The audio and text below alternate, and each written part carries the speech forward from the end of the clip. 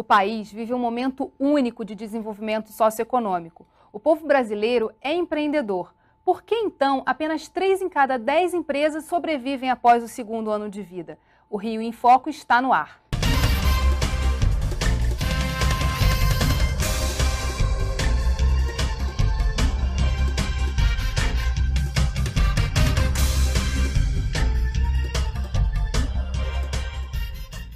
Os 2 primeiros anos são os mais críticos para os empreendedores. É nesse momento que eles têm que conquistar o mercado e é aí que a situação se complica. Para conversar sobre o desafio de empreender, estão aqui o diretor do Sindicato de Empresas de Serviços Contábeis, Lúcio Fernandes, e o gerente da área de estratégias e diretrizes do Sebrae Rio de Janeiro, César Kizenblat. No ano passado, uma pesquisa do Sebrae apontava um aumento do tempo de sobrevivência das empresas. Isso se mantém? Esse número melhorou, né? Vem melhorando. Nós já atingimos já até 50%. Foi o pior índice há uma década de que esse número nos assustava, né? E sem dúvida nenhuma o Sebrae e seus parceiros teve um trabalho fundamental nessa melhoria, né? Nesse ambiente que propiciou que a gente tivesse a redução, como você falou, de 1/3 das empresas nos 2 primeiros anos. O que a gente busca é que possa reduzir ainda mais esse número, porque de qualquer forma a gente ainda tem um expressivo número que desaparece, encerra suas atividades antes de completar 2 anos. E por que esse vale da morte, esse tempo tão curto de sobrevivência? A gente detectou, são falhas gerenciais, quer dizer, se culpa várias razões. O empresário, quando fecha suas atividades, encerra, ele reclama da falta de crédito, reclama da burocracia governamental, reclama de uma série de coisas. Mas o principal fator ainda são as falhas gerenciais. E como é que a gente resolve esse gerenciamento, essa gestão das empresas? Esse acompanhamento, você ali ao lado do empreendedor, né? O Sebrae tem uma participação muito grande nisso, ao dar assessoria, fazer essa consultoria na gestão do negócio dele. Como o César disse anteriormente, eu acho que a facilidade dessa informação de que há órgãos que podem ajudar esse empreendedor criou, né, com que esse índice de mortalidade dessas empresas diminuísse. Porque aí eles sabem agora onde procurar, quem procurar, que ele vai ter a ajuda necessária para ele poder manter o desenvolvimento do negócio dele. E quais são os espaços de atuação do Sebrae na formação, desde a ideia de uma empresa até a sua existência e manutenção? Inicialmente, a gente tem até uma coisa que a gente chama a cultura empreendedora.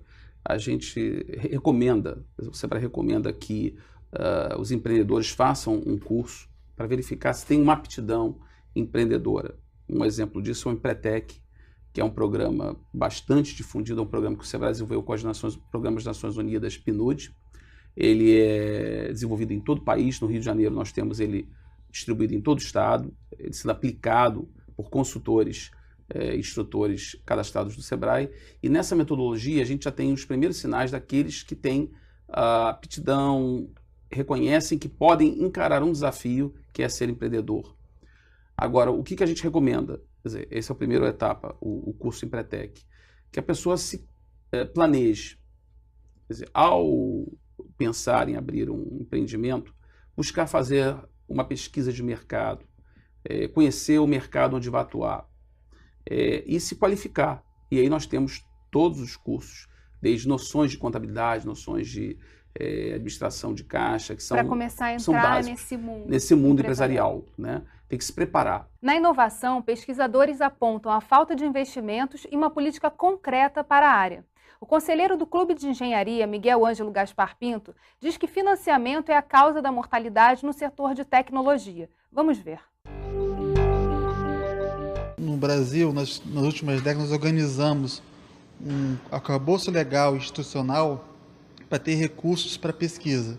Então nós temos essas empresas inovadoras nascem das universidades, recebem recursos do Estado para desenvolver pesquisa, para desenvolver os seus artigos científicos, desenvolver seus protótipos. E chega um determinado momento que eles têm já esses protótipos já prontos para entrar no mercado. O problema é que quando eles chegam nesse momento, que já tem todo esse investimento já feito, já querem entrar no mercado, eles vão atrás dos fundos de investimento, vão atrás de anjos, do capital de risco, que é como geralmente se faz no mundo inteiro, e não conseguem. Então existe esse buraco de capital que faz com que essas empresas que estavam com tudo para crescer caiam no Vale da Morte e morram. Então o Vale da Morte é exatamente esse buraco. Você tem muito dinheiro aqui para investimento em pesquisa, e você tem muito investimento depois para quando ela já está com o produto pronto, já está no mercado, já está atuando. Você não tem dinheiro para esse momento em que ele quer... que eu estou com o produto pronto, preparado para entrar no mercado, mas eu não tenho dinheiro para botar no mercado. Então, não tenho dinheiro para vendas, não tenho dinheiro para marketing, não tenho dinheiro para administração, não tenho dinheiro para fazer com que meu produto fique na prateleira para as pessoas comprarem. Uma boa coisa que está sendo feita é a redução dos juros. Quando você reduz os juros da economia, aquele investidor que estava confortável investindo em renda fixa, ou então outras formas de ganhar 20% ao mês, 20% ao ano, vai ter que investir no setor produtivo. O grande parte do problema é exatamente a cultura de pouco risco, o medo de investir numa coisa que não existe, ninguém nunca viu. A cultura tem que ser exatamente o contrário. Você tem várias empresas inovadoras, cada uma precisa de um pouquinho, vamos investir em uma grande quantidade, uma carteira, algumas vão morrer, algumas não vão dar certo, porque é da natureza da inovação que as coisas possam dar errado, mas aquela que der certo pode ser a próxima Google, próximo Facebook. Na inovação, essa morte das empresas é mais sentido ou não? Ela teve, ainda tem ainda um aspecto que na reportagem a gente pode perceber, um espaço muito grande para crescimento do capital semente, que é aquele primeiro capital que o empreendedor de base tecnológica precisa, e o venture capital ou private equity para empresas que já têm o capital semente, mas já querem colocar o produto no mercado, não já desenvolver o seu protótipo, já estão numa segunda linha. E ele diz muito bem que existe um gap, né, um espaço nesse vale, né? O que a gente promoveu ao longo dos últimos anos? O desenvolvimento das incubadoras de empresa. E junto ao desenvolvimento das incubadoras, a atração dos investidores. Então, é uma cultura que vem crescendo no país, dos investidores que têm empresas especializadas em private equity, que aplicavam, como ele bem colocou, em ações, mercados derivativos e outros mercados de renda fixa, entre outros, e que hoje estão começando a aplicar no mercado de empresas de base tecnológica, né? Não, empresas inovadoras, e que, obviamente, a gente espera que sejam até de classe mundial. Quer dizer, então, esse mercado, ele reduz, de uma certa maneira, a mortalidade, enquanto o SEBRAE, junto com as universidades e o governo do Estado, com a FAPERJ e a FINEP, etc., promovem o desenvolvimento de incubadoras. Aí nós temos, inclusive, um índice de 15% a 20% de mortalidade, menor do que o restante da economia, porque está num ambiente protegido, um ambiente que recebe o foco em capacitação gerencial, finanças, marketing, como bem colocado, e também a atração desses investimentos começam a vir. Quer dizer, é a preocupação já dos gestores de incubadora buscar os investidores. Essas empresas precisam realmente de investimento para dar alavancagem, e aí sim... E essa manutenção naquele tempo que é de entrada no mercado, né? Perfeito. Sim, agora, e para do protótipo e ele entrar para o mercado. E para serviços, isso se iguala ou não? Eu acho que o principal na área de serviço, dentro do que a gente já tinha falado anteriormente, nessa questão do gestor, daquele que vai fazer o empreendimento e vai geri-lo, dele ter essa capacitação antecipadamente para que ele possa ter os mecanismos, as ferramentas para ter a visão de que o negócio dele possa crescer, é o que ele precisa, talvez, numa área de investimento, é porque a gente fala em plano de negócio. Para ele fazer esse plano de negócio, ele vai precisar de dinheiro.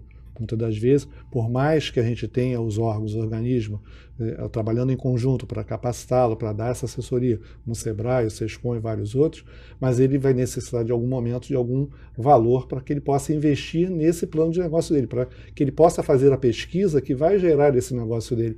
E isso a gente não vê hoje, né? O investimento que você vê já para aquela empresa que está constituída. Então, ele já tinha que ter partido do princípio que aquele plano de negócio vai dar certo. Mas a falta do plano de negócio também mostra um perfil de empreendedorismo por necessidade, né? De uma certa forma, sim. O que o Lúcio colocou é muito importante, que a gente vem incentivando isso nos setores de base tecnológica, a universidade já prepara, as incubadoras já preparam os jovens a fazerem seus planos de negócio. Aliás, só entram nas incubadoras se tiver o plano de negócio. Isso facilita não só a análise daquele investimento, daquele empreendimento, em termos de duração, em termos de mercado, e depois para obtenção, exatamente como o Lúcio colocou, do crédito, do investimento, né? O plano de negócio é fundamental. Nos setores tradicionais, a gente tem as parcerias, seja com o SESCOM aqui, com o nosso cadastro de consultores, de orientação, porque hoje os bancos oficiais só querem liberar o crédito com orientação, ou seja, que os negócios sejam orientados para o crédito, ou seja, o empresário não pode dizer simplesmente eu preciso de tanto valor, ele tem que mostrar exatamente quando que ele precisa, o projeto. Né? Em que momento o recurso começa a dar retorno, etc. Então a gente vai continuar falando sobre financiamento no próximo bloco. É só um instante. Rio em Foco aqui, política e economia caminham juntas.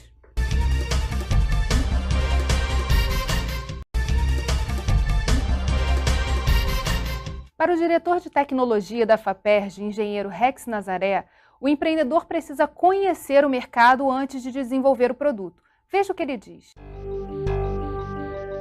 É importante salientar que existem mecanismos, tais como aqueles oferecidos pela FAPERJ, de apoio a essas empresas durante o período que ela está desenvolvendo os seus protótipos e preparando-se para entrar no mercado.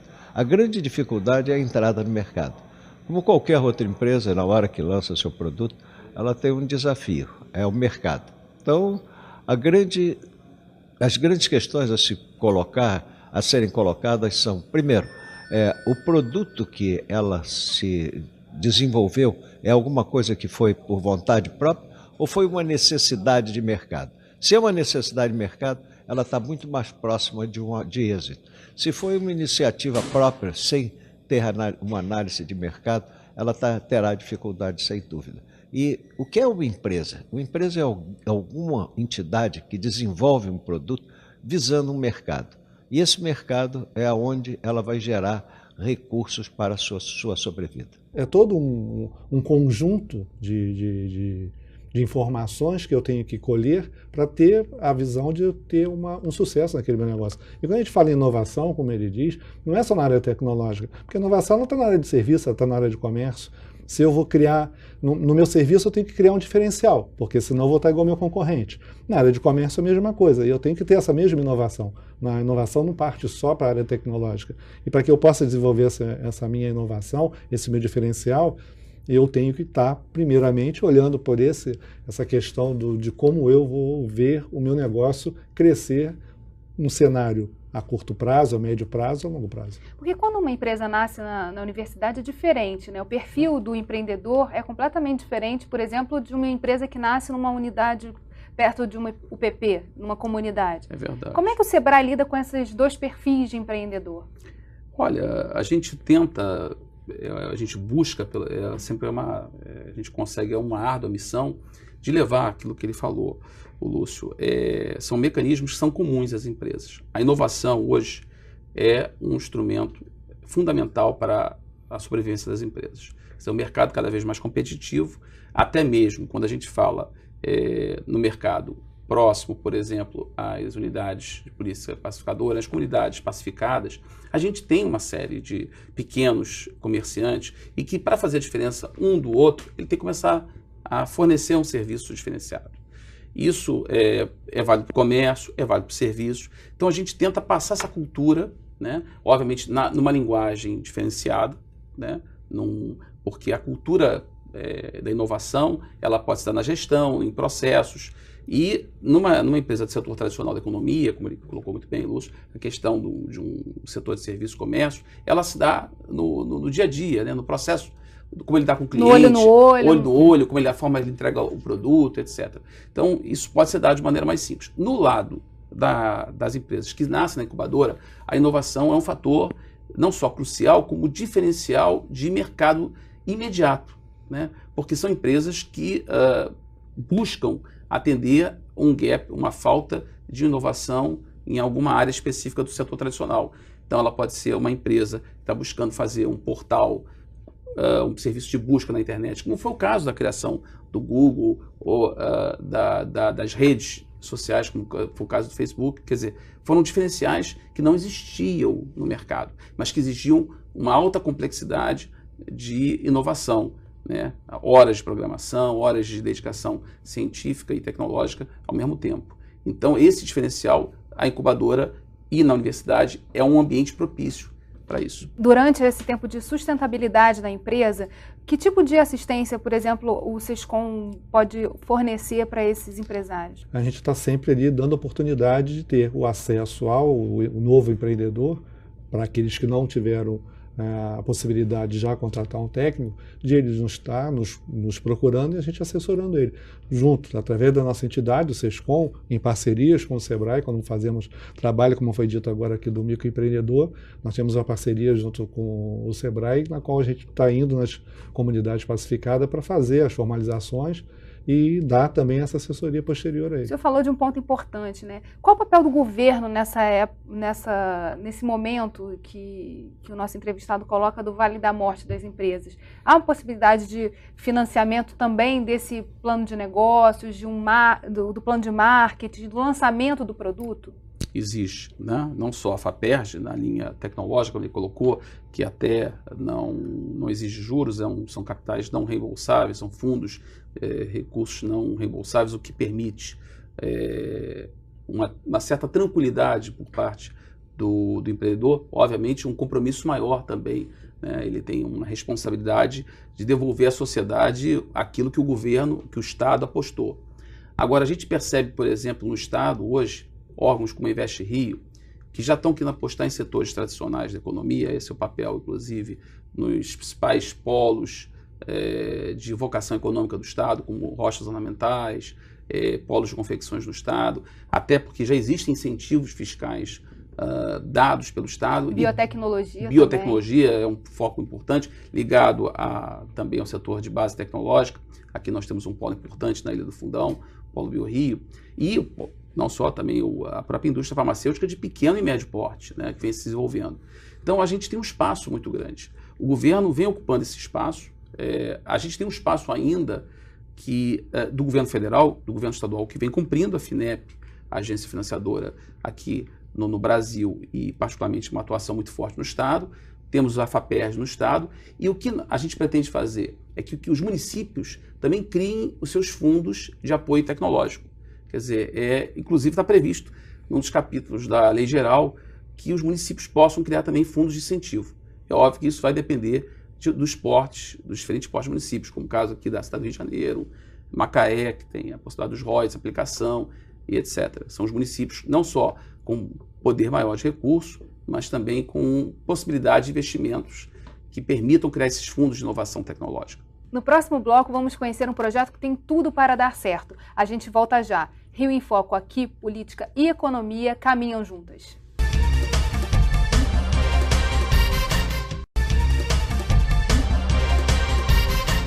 Nesses tempos de mega eventos, hospedagem pode ser um problema para o Rio, mas a chance de sucesso é grande para os pequenos empresários que tenham projetos inovadores.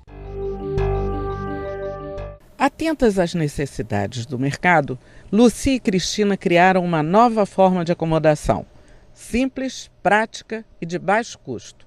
Um albergue autossustentável construído em container.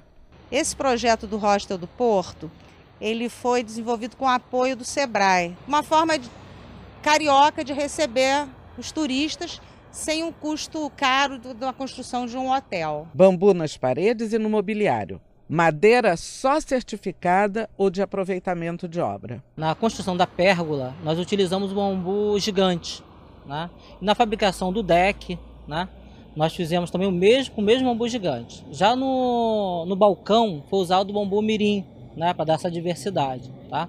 São produtos ecologicamente corretos e sustentáveis, né, de grande abundância aqui no nosso estado, inclusive. Os azulejos são feitos com sobras de sacos plásticos. Esse material ele é descartado em fábricas e a gente pega esse material e transforma no nosso revestimento. Esses acessórios são confeccionados em tecidos feitos com restos de pano e PET e de aproveitamento de doações. A mão de obra usada na confecção de colchas, almofadas e edredões é de mulheres de comunidades que estão aprendendo um ofício. O assoalho de PVC reciclado pode ser reciclado sempre que se queira mudar o piso. Um projeto que tem tudo para dar certo e que abre possibilidades para as micro e pequenas empresas, tanto para aquelas interessadas em hospedagem, quanto para as fornecedoras de materiais e equipamentos para a construção do albergue autossustentável. A proposta é desenvolver os containers para diversos usos diferentes, comerciais, residenciais. Aqui é um albergue, que é um nicho que o Rio de Janeiro precisa investir, precisa crescer nesse nicho, né, de mercado.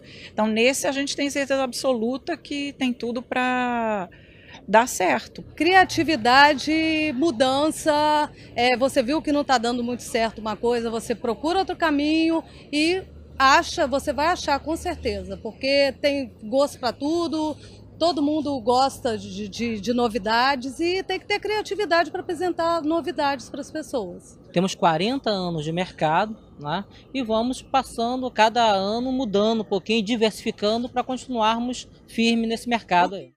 Como acompanhar o andamento do negócio, como mapear os possíveis problemas para que a gente ultrapasse esses 2 anos e consiga sobreviver 40 anos? Capacitando, né, nas ferramentas que é necessárias para que ele possa dar andamento à sustentabilidade do negócio dele. A gente trabalha assim, para o telespectador. Aquele que está assistindo a gente agora e está pensando, eu quero abrir meu negócio, a quem eu procuro? Quais são as fontes de informação disponíveis hoje para quem quer empreender? Bom, sem dúvida nenhuma, eu diria procurar o Sebrae, né? Porque não só pela relação que a gente tem com todos os órgãos que responsáveis pela abertura de empresas, né? Tanto no Estado, no município, no âmbito federal. Então a gente dispõe... E melhorou mesmo esse tempo, por exemplo, de abertura de empresas? Está mais fácil? Está mais fácil.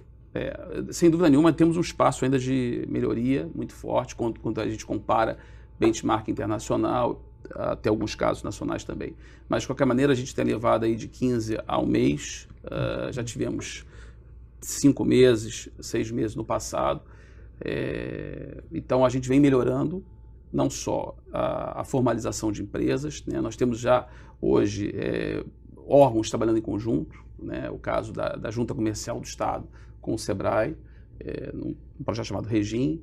Estamos trabalhando com o SESCOM para orientar em conjunto, né, o contador e o Sebrae os primeiros passos da sua contabilidade, quer dizer, ele está acostumado já a ter um diálogo próximo com o contador, ver o contador como aliado, como orientador do seu negócio. É exatamente esse projeto com o SESCOM é fundamental. Para que ele não tenha a surpresa posterior de verificar que aquilo que ele vinha fazendo até aquele momento, ele não tinha nenhum controle. E que ele é alvo de multa, né?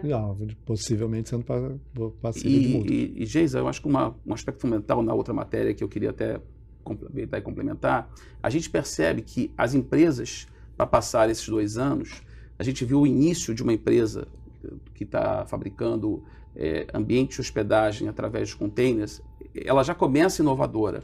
Quer dizer, o que significa isso é que ela já ganha o mercado porque ela está num ambiente diferenciado. Esse mercado é um mercado, claro, que está mapeado hoje no Estado do Rio de Janeiro. Nós temos uma série de eventos até 2016, né?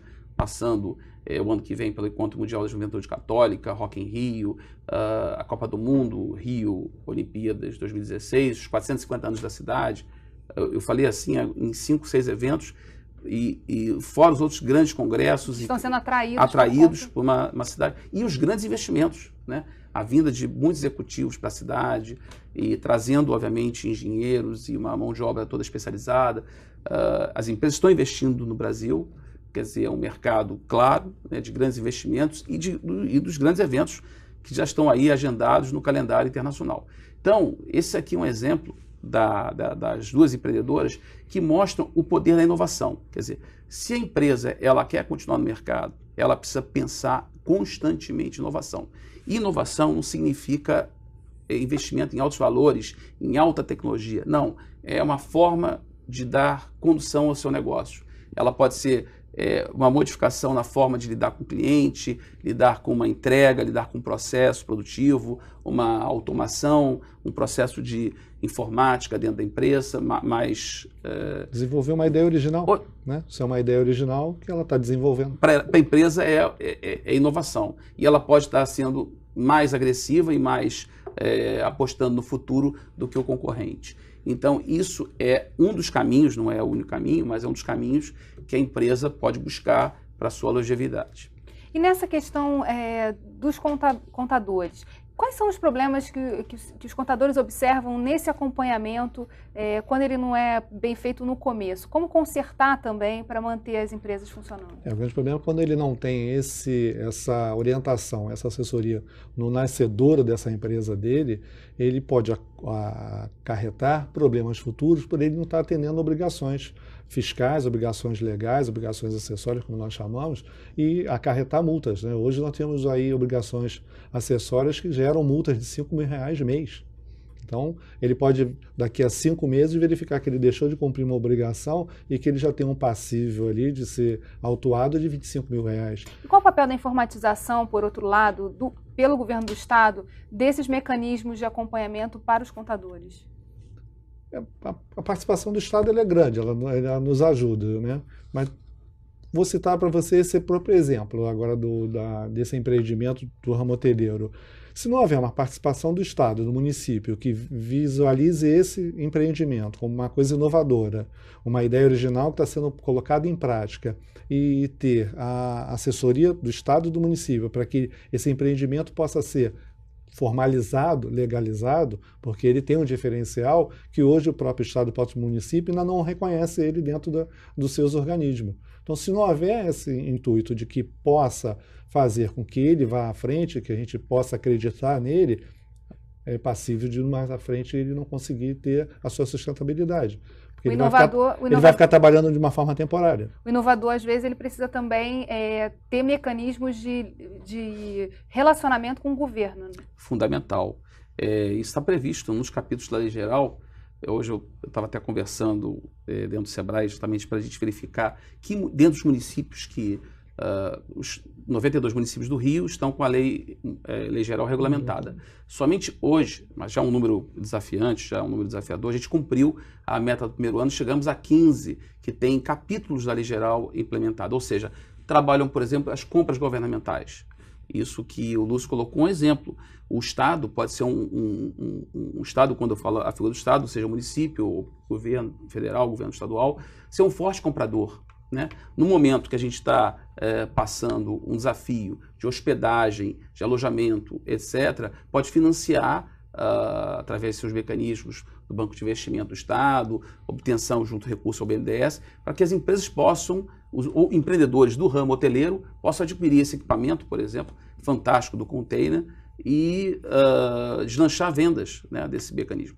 Então, as compras governamentais, elas respondem para um importante capítulo dentro da lei geral e podem aproximar muito a micro e pequena empresa do mercado. Às vezes essa legislação ela é lenta em relação a reconhecer aquele produto inovador. Então você lança um produto, um serviço, como é o caso do hotel de forma em container, e a legislação até reconhecer, poder fazer com que aquele tipo de empreendimento seja suscetível de ser autorizado, seu funcionamento, há um hiato muito grande de tempo e faz com que, às vezes, você trabalhe de forma não, colocamos assim, precisa, né, com base. Né? Eu vou estar sempre com medo de que aquilo possa não continuar ali na frente. A gente já está acabando o programa, infelizmente. Eu queria que o senhor desse o site do SEBRAE para que as pessoas possam entrar em contato, tirar dúvidas. www.sebraerj.com.br, o 0800 570